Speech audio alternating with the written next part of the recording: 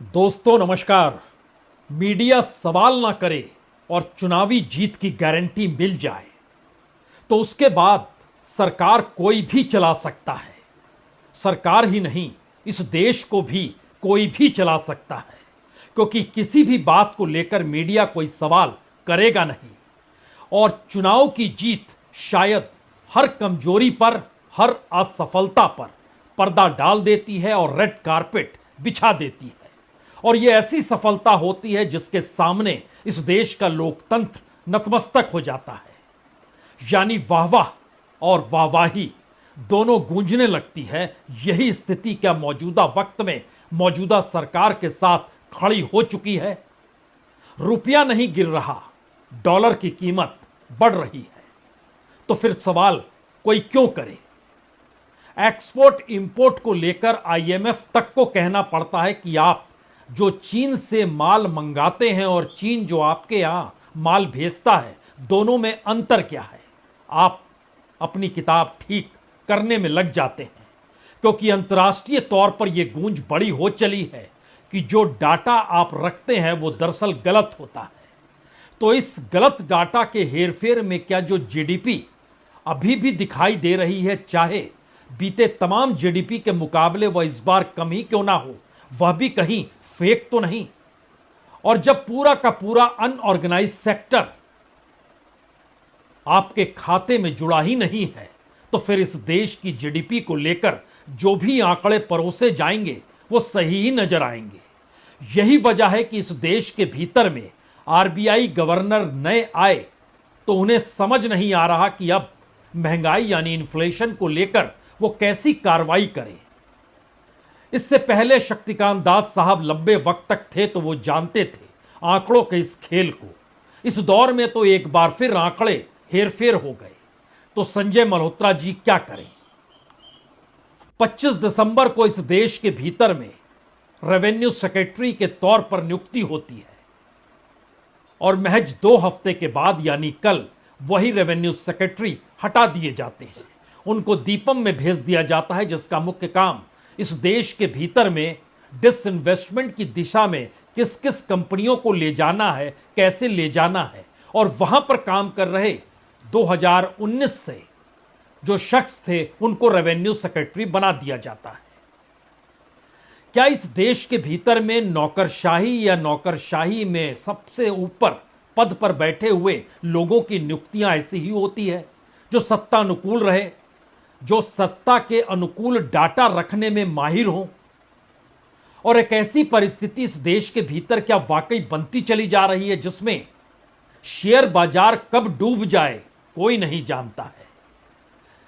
लगातार शेयर बाजार हिचकोले खा रहा है। 2024 की चुनावी जीत के बावजूद भी बहुमत नहीं मिला, लेकिन सरकार तो बन गई। और आज अगर आपसे कोई पूछ डाले कि अगला सेबी चीफ कौन होगा, तो शायद आप भी सोचने लगे, अच्छा इससे पहले जो सेबी चीफ थी क्या वो हटने वाली है। जी नहीं, उनका टर्म पूरा हो रहा है।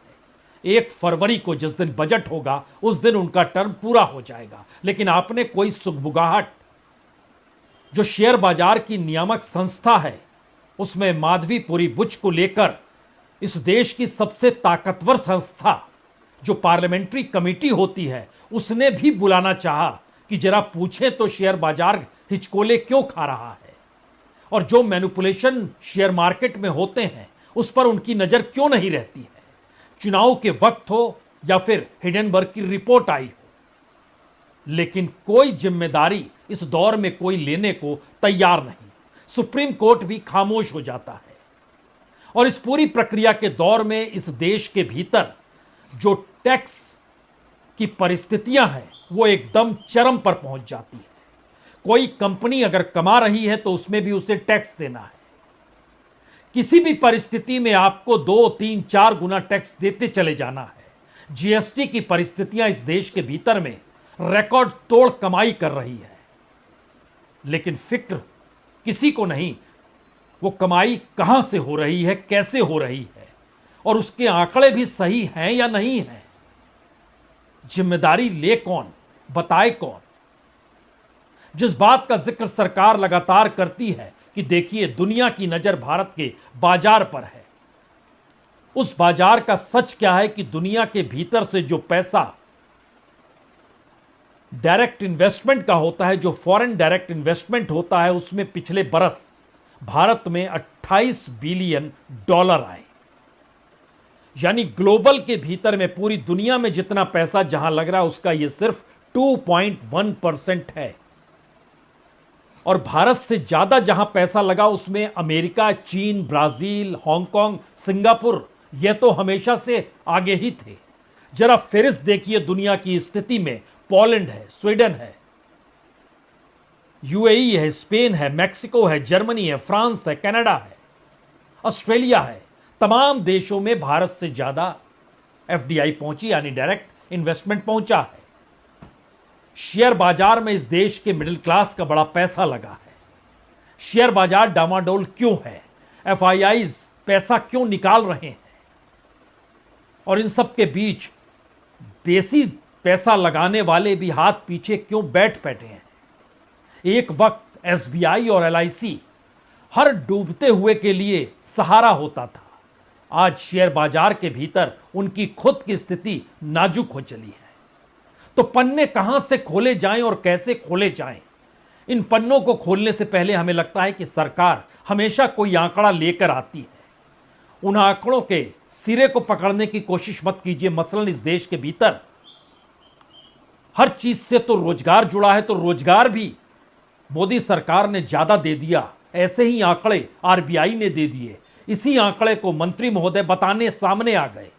जरा एक बार उनकी बात सुन लीजिए, क्योंकि आरबीआई कोई 2014 में तो बनी नहीं है। यह मंत्री महोदय कह रहे हैं। का दावा सच पर आधारित है, क्योंकि आरबीआई कोई हमारे समय में एनडीए की गवर्नमेंट आई तब से बनी ऐसा तो नहीं है।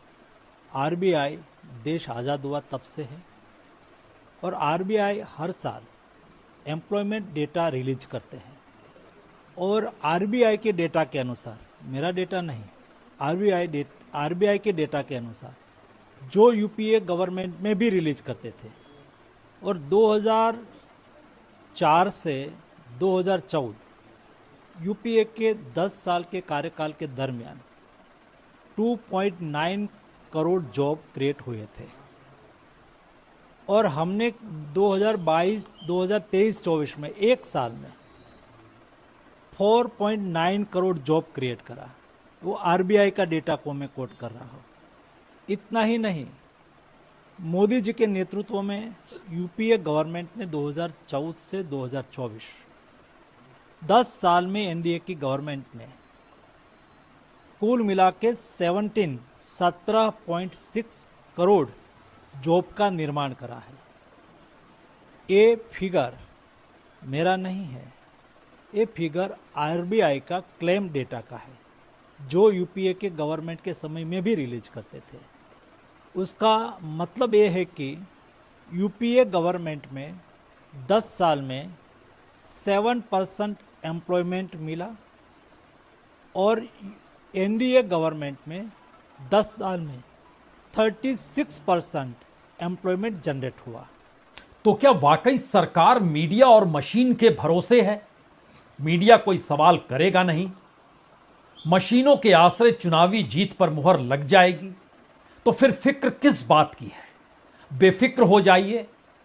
कोविड के बाद से जीडीपी, अब तो आरबीआई भी कह रहा है, सरकार भी मान रही है कि सबसे कम होने वाली है।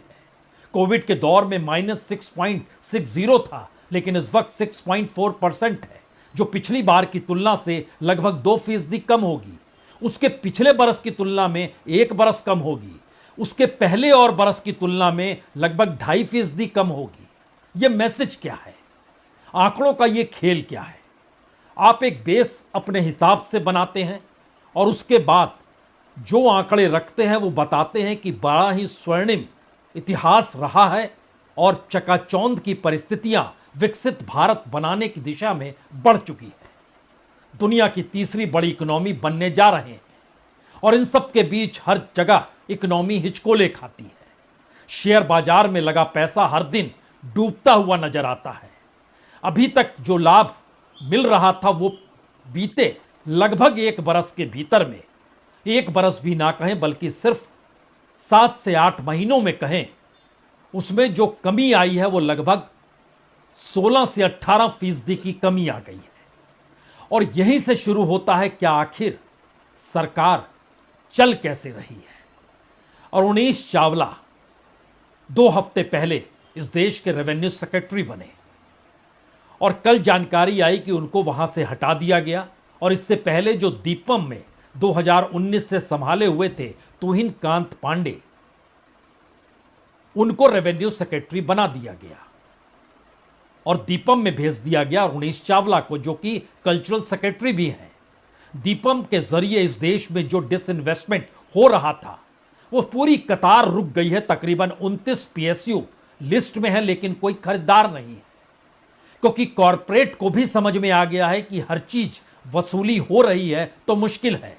और अंतर्राष्ट्रीय बाजार को भी समझ में आ गया, खास तौर से जब यह यूएस में फाइल अडानी ग्रुप की खुली, उसके बाद से दुनिया भर की तमाम बड़ी कंपनियां जो पैसा भारत के कॉरपोरेट के आश्रय और दुनिया के तमाम बड़े बैंक जो कर्ज देते थे वो सचेत हो गए। एक झटके में परिस्थिति सिमटती हुई दिखाई देने लगी, लेकिन हर कोई बेफिक्र है। मीडिया और मशीन हमारे साथ है। इस दौर में सरकार प्रयास कर रही है कि तकरीबन टैक्स एरियर जो है लोगों पर वह 46,57,000 करोड़ का है, यानी देश की जीडीपी का तकरीबन 14%। उसमें डायरेक्ट टैक्स एरियर जो है वो तकरीबन 42,30,000 करोड़ का है और इनडायरेक्ट टैक्स 4,27,000 करोड़ का है, यानी कुल 46,57,000 करोड़। इसमें तमाम अलग अलग जगहों पे चीजें फंसी हुई हैं। कोई ट्रिब्यूनल में पैसा अटका हुआ है, कहीं पर कोर्ट में मामला चल रहा है, कहीं पर एनसीएलटी के जरिए मामला। 1,34,000 करोड़ तो एनसीएलटी के हाल के मामले हैं जो फंसे पड़े हैं। ट्रिब्यूनल और कोर्ट में तकरीबन 2,53,000 करोड़ रुपए फंसे हुए हैं। कोई बैंक डिफॉल्टर हो जा रहा है, कोई बैंक से कर्ज ले रहा है, बावजूद इसके वो सीबीडीटी हो, सीबीआईसी हो, रेवेन्यू डिपार्टमेंट हो, हर जगह मुश्किल हालात के बीच में इकोनॉमी चमक रही है। यह मैसेज देने की कोशिश में सरकार पीछे कदम बिल्कुल नहीं बढ़ाती है। मुझे खुशी है कि बीते 10 वर्षों में देश की बायो इकोनॉमी तेजी से आगे बढ़ी है। साल 2014 में जो बायो इकोनॉमी $10 बिलियन की थी, वो आज $150 बिलियन से ज्यादा की हो गई है।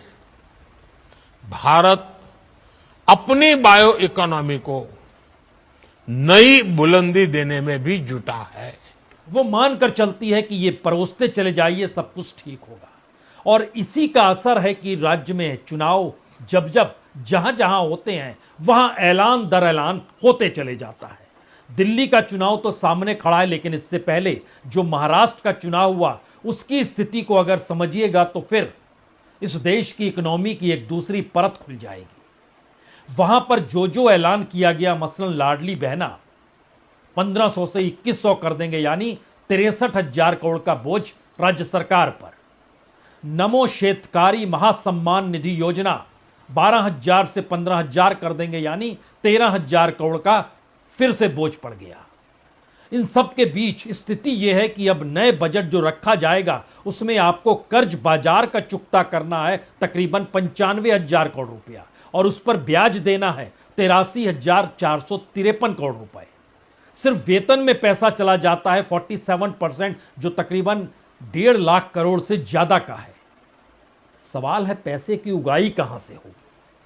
जाहिर है प्रॉपर्टी रजिस्ट्रेशन बढ़ा डालिए, शराब पर टैक्स बढ़ा डालिए, रोड टैक्स बढ़ा डालिए, अलग अलग तरीके से सेस लगा डालिए, यानी पेट्रोल, डीजल, सीएनजी सबको स्थिति में कीमत बढ़ती चली जाए, पूरे मार्केट की इकोनॉमी उस रूप में असर आने लग जाए। राज्य दर राज्य कर्ज में डूबे हुए और एवरेज आज की तारीख में यह तकरीबन 5.5 लाख करोड़ का हो गया है।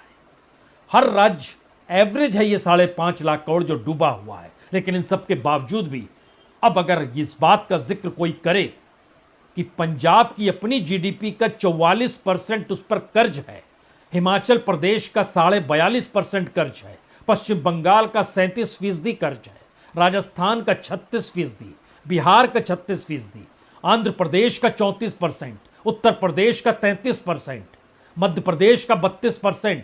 यानी हर राज्य की जीडीपी की स्थिति में कर्ज में डूबी हुई परिस्थिति क्या बतलाती है? राज्य कैसे चल रहे हैं? एक तरफ जीएसटी से इतना लाभ है, टैक्स भरपूर हर लेवल पे लिया जा रहा है, केंद्र राज्यों को पैसा दे पाने की स्थिति में आ नहीं पा रहा है, राज्य आरबीआई से नोट छपवाकर पैसा ले रहे हैं, कर्ज में डूबने की परिस्थिति में जो एवरेज हर राज्य को जो ब्याज दर भी लौटानी है, इंटरेस्ट रेट जो लौटानी है, वह भी 8% से लेकर 14% के बीच रेंगने लगा है। इकोनॉमी संभल कैसे रही है? जीडीपी नीचे क्यों हो रही है? रोजगार क्यों नहीं है? कोर सेक्टर माइनस में क्यों पड़ा है? मैन्युफैक्चरिंग सेक्टर डूब क्यों गया है? शेयर बाजार में भी कोई पैसा लगाने को तैयार क्यों नहीं है?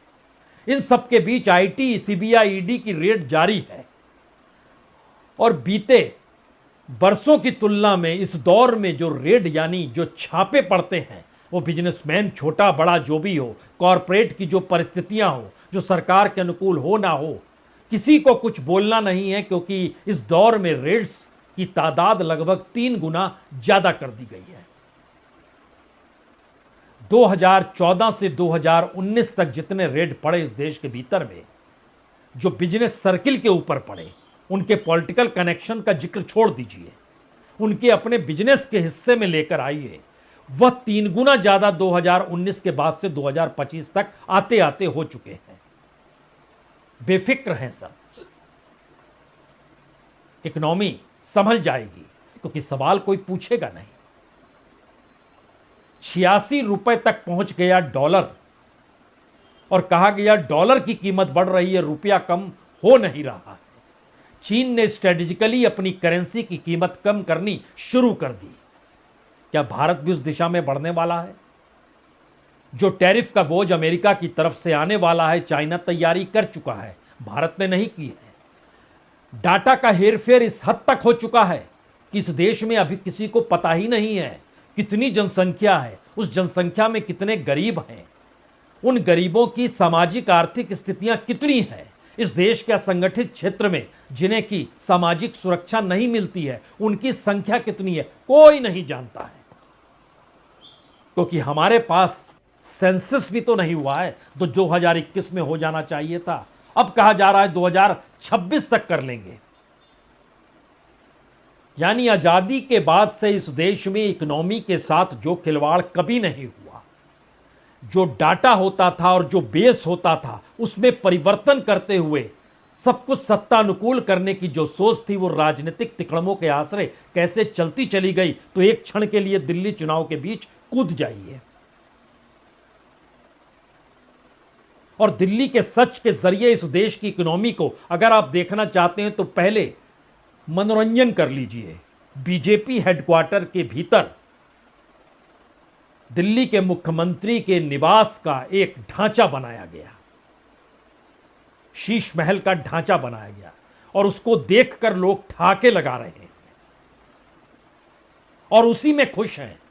उस दिल्ली में, जिस दिल्ली में किसी मुख्यमंत्री के पास कोई ताकत नहीं होगी, इस पर मोहर सुप्रीम कोर्ट के जरिए निकलते हुए पार्लियामेंट ने लगा दी और वहां पर चुनाव है और दुनिया की सबसे बड़ी पॉलिटिकल पार्टी कही जाने वाली बीजेपी के अध्यक्ष भी वहां पर मौजूद हैं। तो पहले इस दृश्य को देख लीजिए, उसके बाद इस हकीकत को समझने की कोशिश कीजिए कि दरअसल इस देश के भीतर पॉलिटिकल लूट नहीं बल्कि पॉलिटिकल मेस किस तरीके से फैलाया गया है। पीछे करोगे किसका नीचे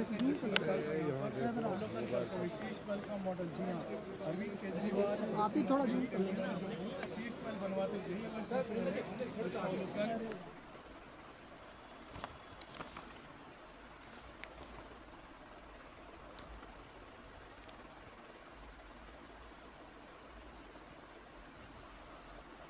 यह तस्वीर दिल्ली बीजेपी हेडक्वार्टर की है, जहां पर दिल्ली के मुख्यमंत्री के घर का जिक्र जो राजनीतिक मुद्दे के तौर पर बनाया गया, उसी की एक छाप है। खिलौने की शक्ल में एक उसको तैयार किया गया, इस बात का जिक्र करते हुए कि देख लीजिए, यानी राजनीति की ऐसी त्रासदी इस देश के भीतर अर्थव्यवस्था के साथ खिलवाड़ होने की स्थिति इससे पहले कभी नहीं थी। दिल्ली का चुनाव शीशमहल बनाम राजमहल की दिशा में जा चुका है क्या? एक तरफ 30, 40, 50 करोड़ का जिक्र, दूसरी तरफ 60, 70, 80 करोड़ का जिक्र।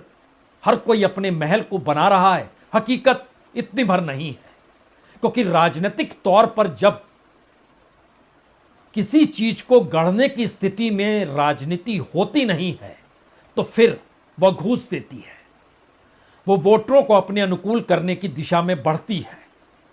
और दिल्ली शायद उसकी एक नायाब प्रयोगशाला रही। इस देश के भीतर में तमाम राज्यों में जो दिल्ली के बाद सब्सिडाइज तौर पर या सब्सिडी जो दी गई या फ्री ऑफ कॉस्ट जो भी दिया गया, अगर उस आंकड़े को आप जोड़ना शुरू कीजिएगा तो आप हैरत में आ जाइएगा। इतना बड़ा आंकड़ा या इतनी बड़ी रकम इस देश में मुफ्त में बांट दी जाती है और टैक्स पेयर से वसूली होती है। दुनिया के तमाम देशों में टैक्स पेयर की वसूली के बाद कम से कम मेडिकल और एजुकेशन तो फ्री ऑफ कॉस्ट हर तबके को क्वालिटी के साथ मिलता ही है। पीने का पानी भी मिलता है। कहीं पार्किंग लॉट में पैसा वसूला नहीं जाता, शहर के भीतर टोल लिया नहीं जाता। लेकिन ये सारी परिस्थितियां दूर की गोटी हो गई। टैक्स इतना ज्यादा लग गया कि पूरे देश की इकोनॉमी टैक्स वसूली पर आकर टिक गई। और इसका दूसरा हिस्सा, जिस चरम को हम आपको दिखलाना चाहते हैं, उस आंकड़े को बताएं उससे पहले सिर्फ दिल्ली का सुन लीजिए। फ्री इलेक्ट्रिसिटी जो 200 यूनिट अरविंद केजरीवाल ने 2014-15 में शुरू की और 24-25 तक यानी बीते 10 वर्षों में तकरीबन 22 लाख से ज्यादा लोगों को हर बरस लाभ होता चला गया। और इसके बाद जो 400 यूनिट से ज्यादा का बिल आता था उनको 50% कम पैसा देना पड़ा बिल के मुकाबले। ये कुल मिलाकर बीते 10 बरस में 25,295 करोड़ रुपए माफ किए गए। फ्री वाटर 2,000 लीटर हर घर फ्री किया गया, 20,000 लीटर हर घर फ्री किया गया, 16 से 17 लाख घरों में फ्री। और यह बीते 10 वर्षों में तकरीबन 4,052 करोड़ रुपए ये फ्री कर दिया गया। बस में सफर भी फ्री है, उसका भी असर 1,910 करोड़ का बीते 10 वर्षों में पड़ा है। और अगर दिल्ली में अरविंद केजरीवाल की सत्ता के दौर को परखिएगा तो 10 बरस में तकरीबन 36,354 करोड़ रुपए माफ किए गए, क्योंकि पॉलिटिकल वादा किया गया था और तुलना की गई कि अगर वो कॉरपोरेट को माफ करते हैं तो हम भी माफ करेंगे। तुलना की गई कि देखिए हम तो गरीबों को दे रहे हैं, आप बाकी बातों का जिक्र क्यों करना चाहते हैं।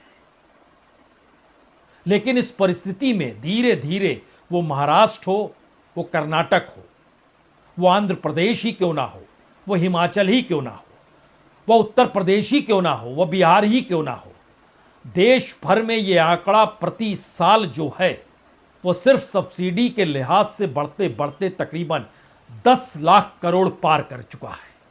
और ये परिस्थिति इसलिए अब आगे जा रही है क्योंकि दिल्ली में बीजेपी तैयारी कर रही है। आप 200 यूनिट देते थे फ्री में, हम 300 यूनिट देने वाले हैं। आप 1,000 रुपए दे रहे थे, कांग्रेस ने कहा हम 2,100 देंगे। बीजेपी 2,500 भी दे सकती है लाडली बहना के तहत, जो उसने महाराष्ट्र में किया है। यानी एक ऐसी परिस्थिति इस देश की अर्थव्यवस्था के साथ खिलवाड़ की जिसमें राजनीतिक सत्ता बनी रहे। और चूंकि जनता इतनी गरीब और विपन्नता के बीच है कि वो हैंड टू माउथ है, जो मिल जाए उसे आप ले लीजिए।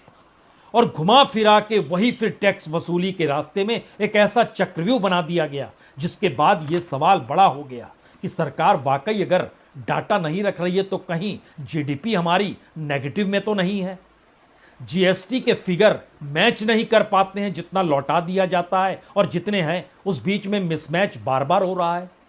रेड की तादाद बढ़ा दी गई, सेबी जिसकी निगरानी में शेयर बाजार चलता है, 1 फरवरी को माधवी बुच रिटायर होंगी, उस पद से हटेंगी, उनका टर्न पूरा होगा, कौन आने वाला है जो रेगुलेशंस को नए सिरे से करे? कुछ जानकारी भी है? क्योंकि उनको तो बकायदा पार्लियामेंट की कमेटी ने बुलाया, वो नहीं आई। किसके कहने पर नहीं आई, या पीछे कौन खड़ा था, क्या यह बताने की जरूरत है? आरबीआई का डाटा शक्तिकांत दास और इस दौर में संजय मल्होत्रा का होना, दोनों में मुश्किल यही है कि वाकई इन्फ्लेशन थम जाएगी या नहीं थमेगी। ये तमाम परिस्थितियां क्या दिशा ले जा रही है और किस दिशा में इस देश को खड़ा कर रही है, शायद इसका जवाब दे पाने की स्थिति में कोई नहीं होगा, क्योंकि सरकार बेखौफ है, बेफिक्र है, क्योंकि मीडिया और मशीन उसके पास है। तो फिर चिंता किस बात की जाए? जिन्हें चिंता करनी है वो करें, और इस इकोनॉमी को लेकर मीडिया इसके ठीक उलट बताने की दिशा में जब बढ़ चुका हो कि 2047 में विकसित हो जाएंगे और तीसरी बड़ी इकोनॉमी तो बस होने ही वाले हैं, तो फिर किस बात की चिंता है? यह खेल मीडिया मशीन का भर का नहीं, बल्कि इस देश के भीतर में उस संसदीय राजनीति का ध्वस्त होना है, उस लोकतांत्रिक पिलर्स का ढहना है, जिसके आसरे इस देश के लोगों को साथ चलना, वी द पीपुल का जिक्र सब कुछ गायब करते हुए सिर्फ और सिर्फ सत्ता के द्वारा परोसा गया जो भी भोजन होगा, जो डाटास की शक्ल में होगा, उसे ही आप सच मान लीजिए और उसी से पेट भर लीजिए। बहुत बहुत शुक्रिया, बहुत बहुत शुक्रिया।